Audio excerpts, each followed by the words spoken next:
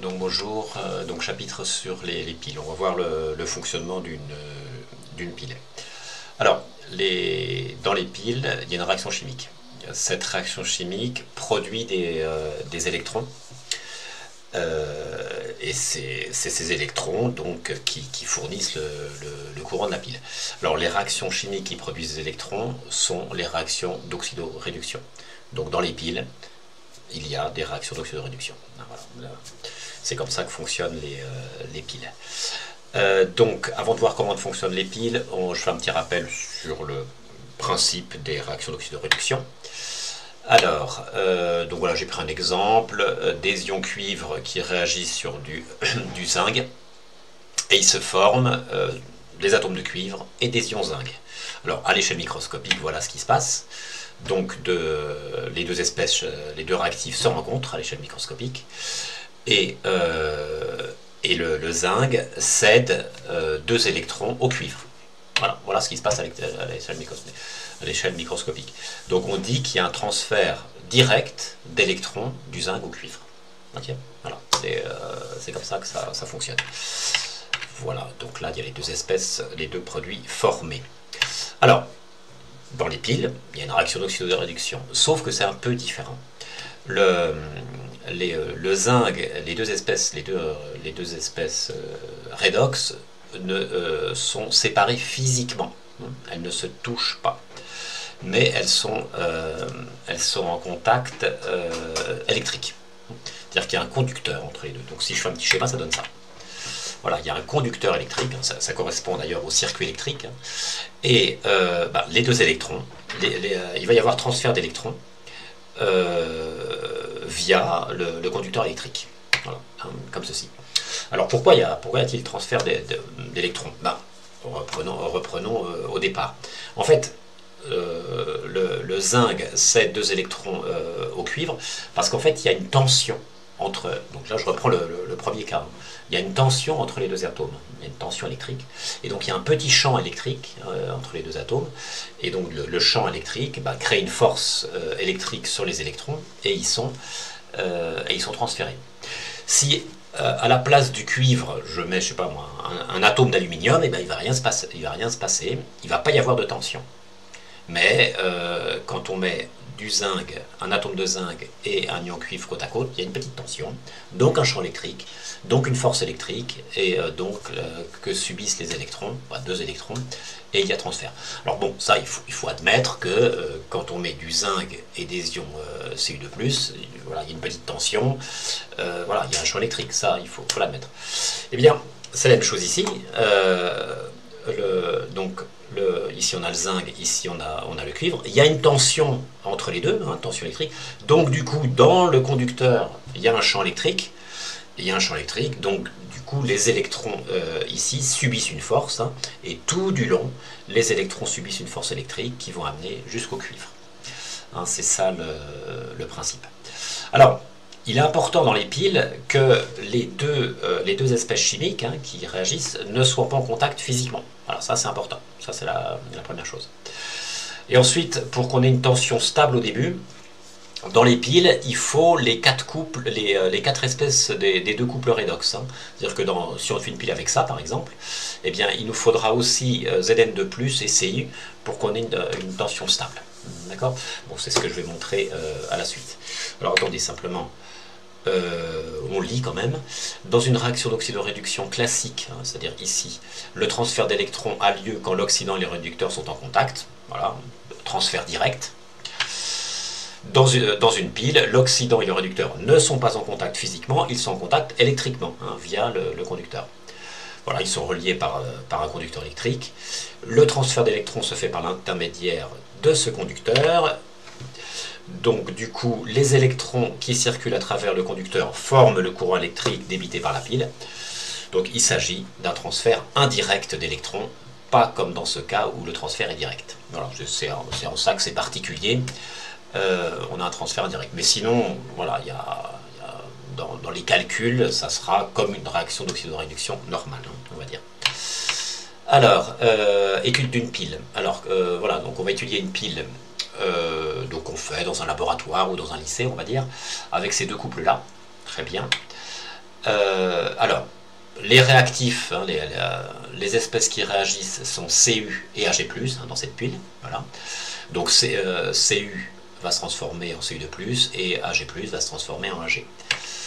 Alors, ça c'est ce que j'ai dit, hein. Les deux réactifs doivent être séparés physiquement afin que, eh bien, on ait un transfert indirect d'électrons. Alors, donc comment on les sépare physiquement? On les sépare, en fait ils sont reliés par une membrane, enfin, ils sont séparés par une membrane, pardon. Ils sont séparés soit par une membrane, soit par un pont salin. Alors, je vais montrer ce que c'est un pont, je vais montrer ce que c'est après. Alors on utilise un pont salin ou une membrane pour les séparer. Voilà, donc ça je l'ai dit, afin que la solution soit stable, il faut mettre toutes les 4 espèces chimiques. Donc le schéma de la pile. Alors voilà, hein, voilà une pile comme on peut la faire au laboratoire, le schéma de cette pile. Donc on a 2 béchers avec 2 solutions, voilà, on appelle, et 2 électrodes. Hein. Alors, dans les piles commerciales, c'est pas des solutions qu'on a, quoi. Si, c'est des solutions qu'on a, mais elles sont gélifiées, c'est pas des solutions liquides. Voilà. Si vous ouvrez une pile, vous verrez, il y a une pâte. Voilà, c'est les solutions. Alors, dans le bécher de droite, on a la solution donc Cu2+ et SO4 Là, on a la lame de cuivre, hein, donc on a les 2 espèces chimiques, les espèces du premier couple, Cu2+. On appelle ça une demi-pile, hein, la demi-pile 1, on va dire. Ensuite, on met les 2 autres espèces chimiques du deuxième couple, solution Ag+, NO3- avec la lame d'argent, l'électrode d'argent. Voilà, alors ça c'est la pile, voilà. Et ça c'est le circuit extérieur où le courant circule, hein, débité par la pile, avec une résistance ici. Mais la pile c'est ça, hein, donc là il y a pôle plus, pôle moins, voilà, ça c'est l'intérieur de la pile. Et donc pour séparer ces deux solutions, mais il faut quand même les relier électriquement. Pourquoi? Parce qu'on va avoir un courant qui va circuler, un courant d'électrons ici, courant d'ions ici, donc il faut que le circuit soit fermé, donc il est nécessaire de relier ces 2 solutions, donc par quelque chose de conducteur, et donc ici on appelle ça un pont salin. Un pont salin, c'est-à-dire un gel ici, on a un gel, alors, un gel avec des ions. Avec des ions pour conduire le courant. Comme ça, on aura un circuit, un courant qui va circuler. Voilà, courant d'électrons ici et courant d'ions ici. Voilà, il faut que le circuit soit fermé. Alors, solution gélifiée avec des ions, hein, K+ et NO3- pour conduire le courant, permet aux ions de circuler. Alors, bon, donc en gros, maintenant je vais expliquer comment fonctionne la pile. Alors, on a dit que les 2 réactifs, c'était Cu et Ag+. Alors, on a un réactif qui est là, hein, qui est constitué qui est dans l'électrode, hein, qui constitue l'électrode, et les ions Ag+ sont ici. Donc vous voyez, ils sont bien séparés, physiquement. Cu et Ag+ sont séparés. Donc là, il y a des ions Ag+, et j'en ai dessiné un. Alors, il y a des ions Ag+, qui touchent l'électrode d'argent. L'électrode d'argent, c'est un conducteur. La pince crocodile, c'est un conducteur. Les fils électriques sont des conducteurs. Voilà, la pince crocodile est un conducteur. Donc en fait, Ag+, il est en contact là avec le cuivre. Donc il y a une tension entre Ag+ et un atome de cuivre, donc un champ électrique, et un champ électrique tout du long ici. Et s'il y a un champ électrique, eh bien, s'il y a des électrons là, il y a 2 électrons qui vont être prêts à partir, du cuivre, des électrons du cuivre qui vont subir la force électrique et qui vont venir ici. Donc du coup, des électrons vont partir ici, hein, hop, ils vont circuler, et Ag+ va les prendre et va se transformer en Ag. Et l'électrode de cuivre va perdre un atome de cuivre qui va se transformer en ion cuivre. Donc petit à petit, l'électrode ici va diminuer, voilà, elle va se dissoudre en quelque sorte. Bon, ça ne se verra pas, hein, mais à l'échelle microscopique, elle se dissout. Et au contraire, l'électrode d'argent, elle s'épaissit, puisqu'on a des ions argent qui vont se transformer en atomes d'argent et qui vont se coller sur les autres atomes d'argent. Donc voilà, comment ça fonctionne, mais on va reprendre un petit peu plus ça dans les détails. Hein. Alors, donc du coup, voilà, donc il y a des réactions qui se produisent aux électrodes, hein, puisque le cuivre ici se transforme en ion cuivre, et l'ion argent qui est collé à l'électrode d'argent se transforme en atome d'argent. Donc dans les piles, il y a des réactions aux électrodes qu'on va écrire. Ces réactions aux électrodes, ça sera les demi-équations redox. Alors, donc le cuivre, l'atome de cuivre se transforme en ion cuivre. Voilà, donc j'écris les deux équations redox, hein, et Ag+, les ions argent, prennent l'électron qui arrive et se transforment en atome d'argent. Donc ça c'est sur l'électrode 1, ça c'est sur l'électrode 2. D'accord. Donc je reprends quand même, hein, je reprends. Voilà. Le cuivre perd 2 électrons, donc il y a 2 électrons qui vont partir ici, hein, soumis au champ électrique. Voilà. Et il va y avoir 2 ions argent, et chacun d'eux va prendre un électron. D'accord. Voilà. Donc Ag++ électron donne Ag. Voilà, c'est ce qu'on a écrit ici. Voilà les réactions qui se produisent aux électrodes. Donc l'équation bilan, donc on tire un trait, il faut le même nombre d'électrons, donc x2 ici. Voilà, hop, j'écris l'équation bilan. Voilà l'équation bilan de la pile. Voilà, c'est comme une réaction d'oxydoréduction normale. Alors oui, un peu de vocabulaire, donc le Cu est un réducteur, il cède 2 électrons. Ici, cette demi-équation redox, donc on a des électrons à droite, donc ça veut dire qu'il y a une perte d'électrons, hein. Cu a perdu 2 électrons, il s'agit d'une oxydation, et on dit que Cu a été oxydé. Hein. Voilà, Cu est oxydé. Voilà, alors on aurait la même chose, hein, ici, avec oxydant, gain d'électrons, donc réduction, et Ag+ est réduit. Hein. On aurait la même phrase. Hein. Donc ça à savoir. Hein. Alors oui, un nouveau terme. Alors les électrodes ont des noms. Alors on parle d'oxydation anodique. Donc l'électrode où a lieu une oxydation s'appelle anode. Voilà, retenez le terme oxydation anodique. Hein. L'électrode où a lieu l'oxydation s'appelle anode. Et réduction cathodique, l'électrode où a lieu une réduction s'appelle cathode. Alors où a lieu l'oxydation, ici a lieu l'oxydation, hein, perte de 2 électrons à droite là. Donc l'électrode 1 c'est l'anode et l'électrode 2 c'est la cathode, puisque ici on a une réduction, hein, gain d'électrons. Voilà. Alors on va dessiner maintenant le courant électrique, hein, le sens, la circulation. Alors on appelle ça les porteurs de charge. Porteur de charge, bon, c'est une espèce chimique, une espèce qui porte une charge électrique. Hein. Donc les ions sont des porteurs de charge, les électrons sont des porteurs de charge. Voilà, donc ils se déplacent, et bien on voit dans quel sens ils se déplacent. Alors ça c'est des choses qu'on peut demander. Donc là j'ai dessiné les espèces chimiques. Hein. Voilà, alors à l'électrode 1, donc Cu perd 2 électrons. Donc les atomes de cuivre ici perdent 2 électrons. Donc, alors les électrons, ils ne peuvent circuler que dans le fil de cuivre. Hein. Voilà, ils ne circulent pas dans la solution.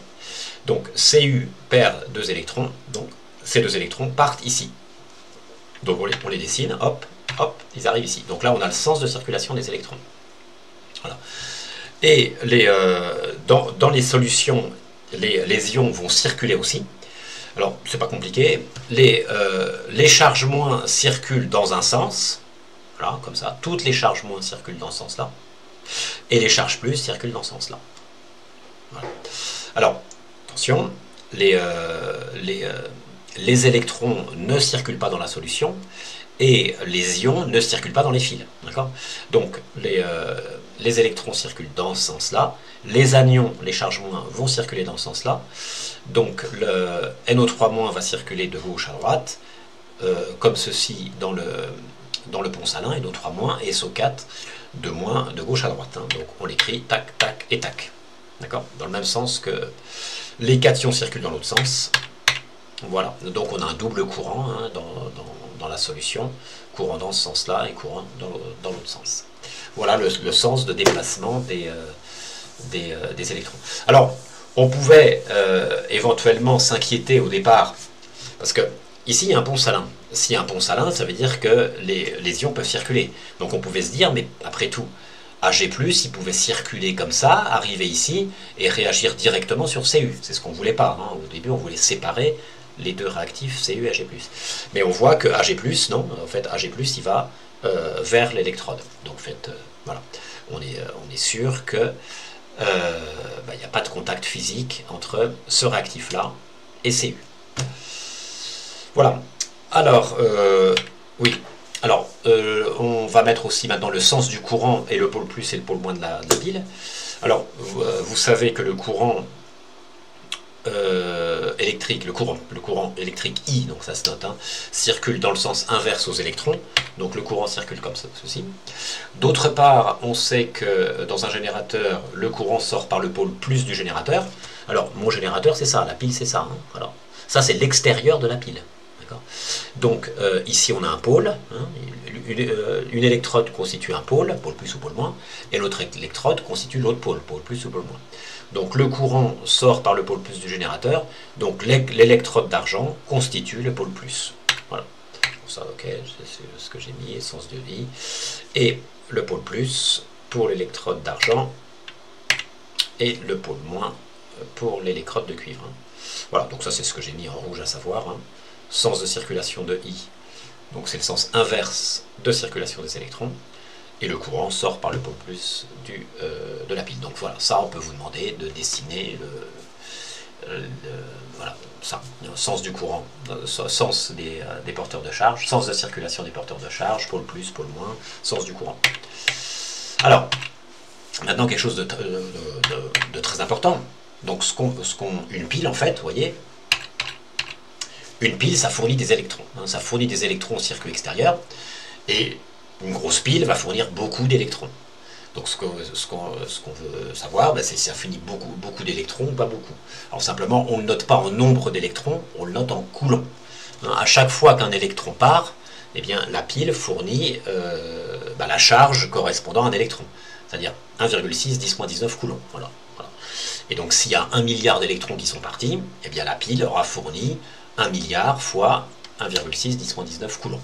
Voilà, ce qu'on veut savoir, ce qu'on veut connaître, c'est la charge totale fournie par la pile. C'est ça qu'on veut savoir. Et ça porte un nom, on appelle ça la capacité de la pile. Voilà, j'ai mis en rouge parce que voilà, ça il faut connaître. Alors c'est la quantité positive maximale d'électricité que la pile peut fournir, donc c'est en coulombs. Alors, ce qui est logique de dire, c'est que le nombre de coulombs maximal, eh bien, c'est le nombre d'électrons qui est parti, fois la charge d'un électron. N, c'est le nombre d'électrons. Voilà, je l'ai marqué là. Donc voilà, donc ça vous retenez cette formule. Alors, valeur absolue de Q électrons, on note ça petit e. Donc ça, il faut retenir cette formule. C'est pour calculer, on appelle ça la capacité de la pile. Alors, il nous faut le nombre d'électrons. Le nombre d'électrons sortis de la pile. Alors ça, c'est une formule que vous avez vue en seconde, qu'on n'utilise pas très souvent, mais de temps en temps. C'est le nombre d'entités chimiques, c'est la quantité en mol d'entités chimiques fois la constante d'Avogadro. Voilà, cette formule-là. Ça, c'est pour trouver N. Donc, cette formule-là pour trouver la capacité, cette formule-là pour trouver N. Voilà. Alors, ce que je vais faire, je vais rassembler, je fais une petite remarque, je vais rassembler ces deux formules. Alors, si je rassemble ces deux formules, c'est-à-dire que le grand N, je peux le remplacer par ça. Voilà, et donc là, j'ai deux constantes. J'ai la constante d'Avogadro qui vaut ça, et la charge d'un électron qui vaut ça. Et si on multiplie les deux, voilà ce qu'on trouve, on trouve ça. Alors ça porte un nom, cette constante porte un nom, elle porte le nom de Faraday. Ça correspond à la charge d'une mole d'électrons, ça correspond à ça. Donc on peut trouver, donc il y a une troisième formule en fait, on peut trouver la capacité d'une pile en multipliant donc la quantité d'électrons en mol fournis par la pile fois ce nombre-là qu'on appelle le Faraday, et il est noté F. Voilà, il est noté F, donc voilà. Ça, voilà. Donc il y a trois formules, celle-là, celle-là et celle-là. Donc ça dépend des données. Si on vous donne F, vous prenez ça. Si on vous donne E et NA, vous prenez les deux. ça dépend des données. Mais justement, on va faire un exemple concret. Voilà, donc dans la pile que j'ai mise, voilà, donc là, je suppose que j'ai 1,53 mol d'atomes de cuivre et 0,58 mol d'ion argent. Alors, ce que je veux savoir, c'est de trouver la capacité de la pile. Donc il faut que je trouve le nombre d'électrons, voilà, la quantité d'électrons en mol fournis par la pile, ou le nombre d'électrons fournis par la pile. C'est ça que je dois changer. Donc vous voyez, dans les piles, en fait, les produits formés, on s'en moque. C'est pas ce qui nous intéresse. Nous, ce qui nous intéresse, c'est le nombre d'électrons fournis par la pile. Donc on ne fait pas une synthèse.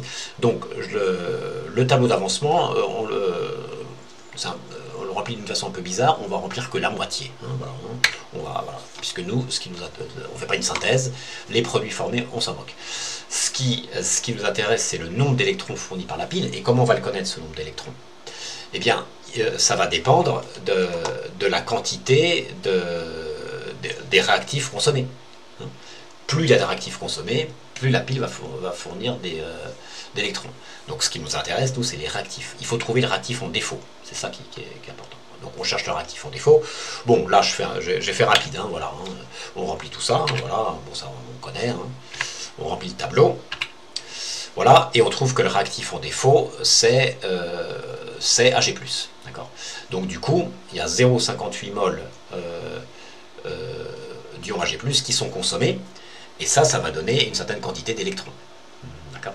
Donc il me faut une relation entre la quantité d'électrons et Ag+. Cette relation, je vais la voir avec la demi-équation redox avec Ag+, c'est-à-dire celle-là. Voilà. Donc là, je fais un bilan molaire avec Ag+, puisque c'est le réactif en défaut, et les électrons, puisque c'est ça qui m'intéresse. Donc je peux dire que NAG+ consommé sur 1 est égal à N électrons consommés sur 1, puisque les coefficients stoichiométriques sont 1. Et la quantité d'Ag+ consommée, c'est 0,58, c'est la quantité introduite. Donc je mets intro. D'accord. Donc du coup, la quantité d'électrons consommés. Alors quand je dis l'électron consommé, c'est parce que les électrons, ils partent de l'électrode de cuivre, et hop, ils vont sur l'électrode d'argent, et l'électrode d'argent consomme les électrons qui arrivent de l'électrode de cuivre. C'est pour ça que c'est consommé là. Bon, enfin, c'est un détail ça. Donc N électrons consommés, eh bien c'est égal à 0,58. Voilà, donc j'ai la quantité d'électrons fournis par la pile, consommés à l'électrode, au niveau de l'électrode d'argent. Et bien j'ai plus qu'appliquer la formule, avec le Faraday par exemple. Voilà, hop.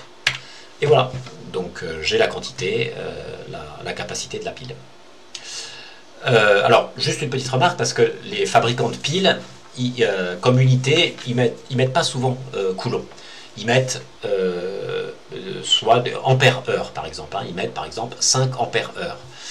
Voilà, ils vendent une pile dont la capacité est de 5 ampères-heure. Qu'est-ce que ça veut dire? Ça veut dire que la pile, elle est capable de fournir un courant de 5 ampères pendant 1 heure. Après, elle est morte après. Mais elle peut fournir un courant de 5 ampères pendant 1 heure. Voilà. D'autres piles pourront fournir, un courant de 1 ampère pendant 1 heure, 1 ampère-heure. Bon, celle de 5 ampères-heure est meilleure. D'accord. Voilà, ou des milliampères-heure. Voilà.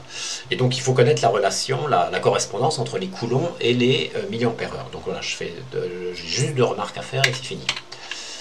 Voilà, c'est ça. Alors, donc pour faire la correspondance, on va reprendre la définition du courant. La définition du courant, on l'avait vu avec le condensateur, c'était ça. Ça, c'est quand on a un courant général, variable ou continu. Mais quand on a un courant continu, eh bien la durée que l'on prend, on prend une grande durée. Donc là, c'est la durée de vie de notre pile, on va dire. Donc ici, on va mettre delta T, un grand delta T. Et Q, c'est la capacité, la charge totale fournie par la pile. Le nombre de coulombs fournis par la pile, c'est-à-dire la capacité, c'est-à-dire Q. Donc en courant continu, cette formule, on peut l'écrire comme ça. Q sur delta T, Q étant la capacité de la pile, delta T c'est la durée de vie de la pile, ou la durée de vie de la pile. Alors, donc du coup, Q, puisque on cherche la capacité, donc Q c'est I fois delta T, donc cette formule est à savoir. Alors, si vous avez par exemple, alors oui, les unités, donc coulomb, ampère, seconde. Voilà. Alors, si vous avez par exemple une pile qui a cette capacité, hein, alors pas écrite en coulombs, mais en milliampères-heure, il faut faire la conversion. Eh bien, on va chercher à savoir 1 milliampère-heure, combien ça fait de coulombs. Eh bien, on prend cette formule. Donc, on met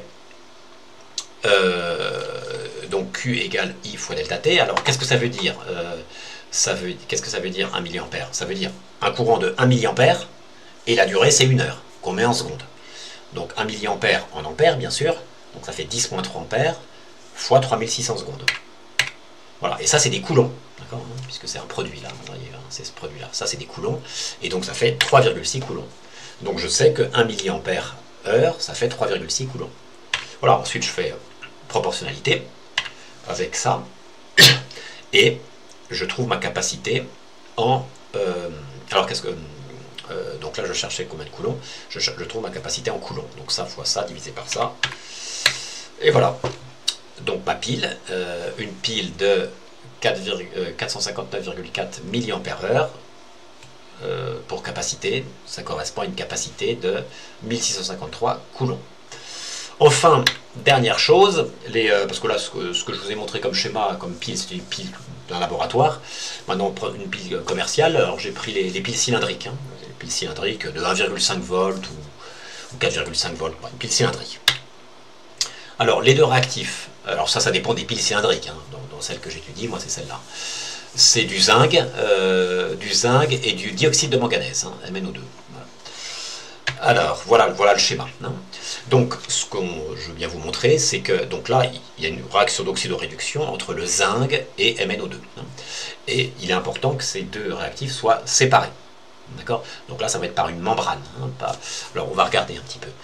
Voilà, donc un des réactifs MnO2 est là, hein, c'est ce qui est en rose, et l'autre réactif, poudre de zinc, est là. Voyez? Et là, vous voyez, ça, c'est une membrane. Hein, une membrane qui est imbibée de, c'est comme un pont salin si vous voulez, une membrane de pont salin, qui possède des ions K+, et OH-, hein, pour que les ions circulent. Voilà, donc cette membrane, ce pont salin permet de séparer les deux réactifs. Voilà, alors il y a deux électrodes, hein, ouais. Donc là, il y a une électrode qui est là, hein, ici, voilà, et l'autre électrode, c'est tout simplement le boîtier en acier. Alors si on regarde la pile ici, hein, vous voyez, on a l'électrode, réactif 1, le pont salin, l'autre réactif et l'autre électrode. D'accord ? Voilà. Donc, il y a des réactions qui se font ici et ici. Et alors, les réactions qui se font sur cette électrode-là, bien, les électrons partent ici dans le circuit électrique. Et les réactions qui se font ici, eh bien, c'est un conducteur, ça, hein, c'est le boîtier en acier, c'est le pôle plus. Eh bien, les électrons partent ici, parce qu'ici, on a un fil conducteur qui va dans le circuit électrique. Voilà. Donc, les électrons partent d'ici, vont dans le circuit électrique et reviennent ici. Et il y a des réactions d'oxydoréduction sur l'électrode ici et sur l'électrode ici. Voilà. Oui, c'est terminé. Bon, ben voilà, cette leçon est terminée.